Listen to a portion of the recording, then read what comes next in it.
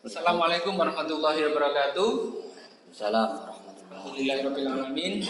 Wassalatu wassalamu ala asrafil anbiya wa mursalin wa ala alihi wa sahbihi ajma'in. Alhamdulillah, pada kesempatan hari ini kita akan berbincang tentang Hari Santri.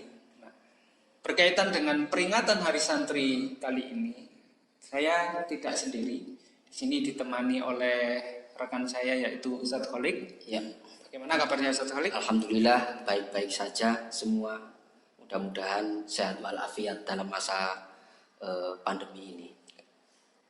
Alhamdulillah. Baik, pembahasan kita kali ini berkaitan dengan Hari Santri, atau kalau istilahnya kita bisa jabarkan yaitu memperingati Hari Santri. Bagaimana sih Hari Santri tersebut bisa diperingati dan apa yang menyebabkan kita untuk selalu mengenang Hari Santri tersebut. Baik, saya akan bertanya langsung kepada narasumber kali ini, Ustadz Kholik. Nah, kapan sih istilah Hari Santri itu ada? Baik, Ustadz Nasrul, istilah Hari Santri ini sebetulnya kalau dikatakan Hari Santri ini merujuk pada keputusan Presiden nomor 22 ya di tanggal 15 Oktober tahun 2015 oleh Bapak Insinyur Joko Widodo. Itu merujuk pada situ kalau mengatakan Hari Santri. Kan tetapi kapan santri ini bergerak atau dikatakan Hari Santri ini, beliau merujuk kemana para pejabat petinggi kita? Ternyata menurut sejarah atau beberapa media menyampaikan bahwa ini berkaitan dengan resolusi jihad yang disampaikan oleh Kiai Haji Hasyim Asy'ari, ya, yang mana ini adalah kaum kiai, kaum pesantren bersama-sama untuk membela negara kesatuan Republik Indonesia di tahun 1945, ya, bulannya bulan Oktober, tanggalnya tanggal 22 Oktober, ya. Saya kira itu yang perlu diketahui. Begitu Ustaz Nasrul. Itu berkaitan dengan santri. Oke, pertanyaan selanjutnya, bagaimana santri itu ke depan? Nah, ini kan kita memperingati Hari Santri. Pada saat ini kalau kita berbicara tentang santri, itu tidak terlepas dari pondok pesantren. Sekarang pondok-pondok pesantren atau santri yang berada di dalamnya itu sudah harus mengikuti perkembangan zaman. Kalau kita ketahui sekarang, santri kalau dulu istilahnya cupu, sekarang sudah bisa belajar teknologi dan lain-lain. Nah, menurut Anda, apa sih santri itu sekarang? Baik, terima kasih, pertanyaan yang sangat bagus sekali, tapi itu paling tidak ditujukan kepada saya secara pribadi. Tentu harus dengan pendapat saya sementara, belum pendapat semua orang, kan begitu. Karena saya sendiri adalah alumni Pondok Pesantren Miftahul Huda Kepanjen. Kalau merunut pada keterangan-keterangan bagaimana santri ke depan, ini sebetulnya kalau saya secara pribadi menyampaikan sudah digagas oleh para pendahulu-pendahulu kita. Nah, saya dulu pernah disampaikan dalam beberapa momen diskusi di pesantren kami dulu. Ada diskusi kira-kira saya mondok di tahun 1997 kalau nggak salah waktu itu. Saya masih MTS sebelum Orde Baru turun waktu itu. Itu dengan kajian mensantrikan intelek atau mengintelekkan santri. Lah, bagaimana santri ini ke depan? Paling tidak, kalau saya secara pribadi menyampaikan, santri ini nggak harus urusan ngaji, ibadah, wirid dan lain-lain. Akan tetapi dengan berbagai tantangan zaman, perkembangan zaman, sesuai zamannya, tentu santri tidak hanya dibekali dengan ilmu-ilmu amaliyah ibadah saja, namun bekal-bekal umum ini juga penting ya, baik teknologi atau kewirausahaan dan lain-lain.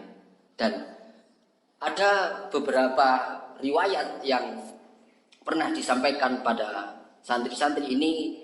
Saya terinspirasi dari ustadz saya, Pak. Ustadz saya namanya Ustadz Nasihun di Pondok Pesantren Al-Islam Kidul Pasar. Beliau pernah menyampaikan bahwa Kiai Haji Imam Asfali Kidul Pasar itu pernah menyampaikan bahwa guru itu ojo mek aku torek kan gitu. Kalau bisa tolong guru itu yang banyak, karena perkembangan zaman ataupun apa yang kamu hadapi itu berbeda dengan zamanku. Nah, melihat dawuhnya kiai seperti ini tentu sudah punya panjangan ke depan bahwa santri itu tidak hanya berbekal ilmu yang berurusan dengan santri itu sendiri di kalangan waktu mondok di pesantren, tetapi jangkauannya adalah lebih luas begitu. Mungkin di antara para santri nanti nggak cuma jadi ustadz, nggak cuma jadi kiai, bisa jadi menjadi pejabat, usahawan, bahkan ada yang menjadi presiden. Seperti Gus Dur itu kan juga kalangan santri. Saya kira itu cukup, Pak. Baik, terima kasih penjelasannya Ustadz Khalid. Ini berkaitan dengan sejarah santri. Nah, sekarang kalau kita melihat dari peristiwa resolusi jihad tersebut yang tadi dicetuskan oleh Kiai Haji Hasyim Asy'ari, tentunya kita juga berkaitan dengan peristiwa yang ada di Surabaya, yaitu Bung Tomo. Nah, apa sih hubungannya atau sumbangsih santri untuk NKRI? Nah, sampai hari ini kita memperingati hari santri tersebut. Oke. Sumbangsih santri ya, kita tidak lepas dari sejarah yang menginspirasi komitmen para santri kaum pesantren dalam resolusi jihad tersebut oleh Bung Tomo, bahkan Presiden pertama Republik Indonesia dalam menjaga NKRI. Banyak kaum santri yang dulu sejaman dengan Presiden Soekarno seperti Kiai Wahid Hasyim itu juga di dalam kalangan santri. Bahkan Orde Baru pun seperti menduduki di pemerintahan juga, seperti siapa yang Malang Yai Tolha Hasan ya, itu di ordenya Gus Dur, itu juga kalangan santri. Kalau Orde Baru seingat saya kalau nggak salah Kiai Maskur itu dari Malang, itu juga kaum santri. Atau santri-santri yang lain walaupun itu berjuang di beberapa departemen itu sudah banyak diisi oleh kaum santri. Itu Pak, menurut saya seperti itu. Baik, selanjutnya ini ada pertanyaan yang akan saya tanyakan. Ini saya belum paham. Sejarah santri itu dimulai dari siapa? Sejarah santri. Oke, alhamdulillah saya adalah pengampu mata pelajaran sejarah kebudayaan Islam. Di dalam beberapa referensi kitab-kitab atau buku-buku ke-NU-an atau keaswajaan ala Nahdliyin, ala Nahdliyah ya. Ini sejarah mencatat bahwa pesantren ini dikembangkan dimulai dari Syekh Maulana Malik Ibrahim ya, salah satu daripada penyebar Islam di Indonesia yang tergabung kita kenal dengan Wali Songo. Nah, ini bisa kita kupas, bisa kita lihat sehingga di situ berkembangnya pondok pesantren, sehingga yang lain anak keturunannya bahkan ya santri-santrinya sampai hari ini bahkan di beberapa tempat, sehingga timbullah pondok-pondok pesantren. Bahkan mau modern mau masih salaf itu berangkatnya dari Syekh Maulana Malik Ibrahim. Ini sangat menarik sekali kalau kita berbicara tentang santri, dan sejarahnya sangat panjang sekali kalau kita membahas tentang hari santri. Nah, pertanyaan selanjutnya ini yang mungkin dari beberapa teman yang ingin menanyakan, apa tujuan kita untuk memperingati hari santri ini? Kenapa kok harus kita memperingati hari santri tersebut. Oh ya. Kenapa kok kita harus memperingati hari santri tersebut? Ini adalah hari santri itu kenapa harus kita peringati, terutama kita yang kaum pesantren. Ya, kaum pesantren. Ini adalah hadiah, maaf. Ini adalah hadiah negara yang ditutuskan Presiden Insinyur Joko Widodo pada tanggal 15 Oktober 2015 dengan keputusan Presiden nomor 22 Oktober 2015 yang sudah saya sampaikan di awal tadi. Sehingga patut kita menghargai itu. Ya, karena ini juga hadiah. Sebelum-sebelumnya ini belum ada Pak yang namanya Hari Santri Nasional. Sehingga ini bentuk penghargaan negara ya terhadap kaum santri atau peran besar kiai para ulama yang telah mempertahankan NKRI mulai di zaman Presiden Soekarno hingga sekarang. Saya kira itu.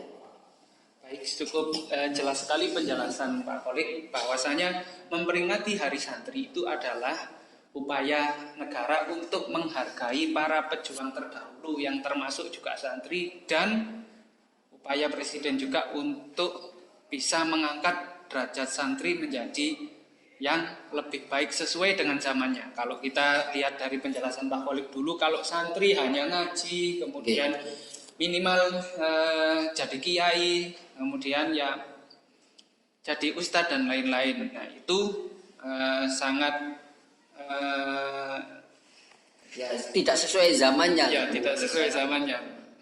Nah, kalau dulu kita tahu santri ya jadi seperti itu, mentok ya jadi kiai. Nah sekarang santri tidak hanya jadi kiai, jadi wakil presiden, jadi pegawai negeri dan lain-lainnya. Santri sekarang sudah luas jangkauannya, itu ya. Insya Allah begitu, dan mudah-mudahan peran santri ini sejak dulu hingga sekarang bahkan sampai kiamat ya, karena santri ini adalah saya kira pewarisnya para ulama, dan para ulama juga para pewarisnya para nabi, sehingga ilmu yang dikembangkan oleh para tholabul ilmi ini, selagi orang mau mencari ilmu, insya Allah ya dunia ini ada cahaya ya, paling tidak seperti itu. Cahaya yang bagaimana?